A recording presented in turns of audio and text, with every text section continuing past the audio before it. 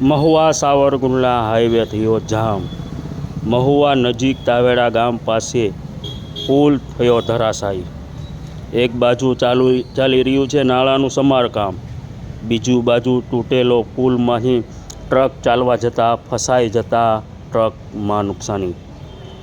હાલ ક્રેન દ્વારા ટ્રકને બહાર કાઢવાની કામગીરી શરૂ કરાઈ।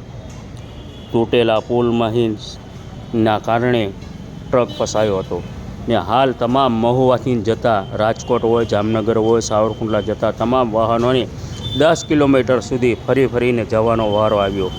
હાલ અત્યારે જે ચોમાસાનું હોવાને લીધે તમામ જગ્યાએ રોડ થયા છે ખાબડ। મહુવા નેસવડ તાવેડા વચ્ચે નાળું બેસી જતાં ટ્રાફિક જામના દ્રશ્યો સામે આવ્યા। મહુવા સાવરકુંડલા રોડ ઉપર તમામ નાળા નવા બનાવવા આવી રહ્યા છે, ત્યારે અડધા નાળા તોડી બનાવી રહ્યા છે, ત્યારે અડધું નાળું તોડી પાડવામાં આવ્યું હતું। અડધું નાળું તોડવાની સાથે અડધું નાળું હતું તેની ઉપર ટ્રક પસાર થતાની સાથે ટ્રક ત્યાં ખૂંચી જતાં ટ્રાફિક જામના દ્રશ્યો થયા હતા। ભારે ટ્રાફિક જામને લઈને વાહનોમાં ભારે હાલાકી જોવા મળી રહી હતી।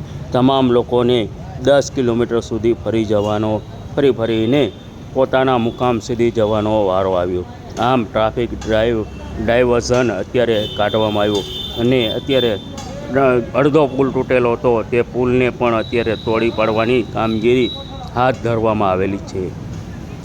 અહેવાલ હિંમત મકવાણા સાથે અરશદ દસાડિયા, મહુવા।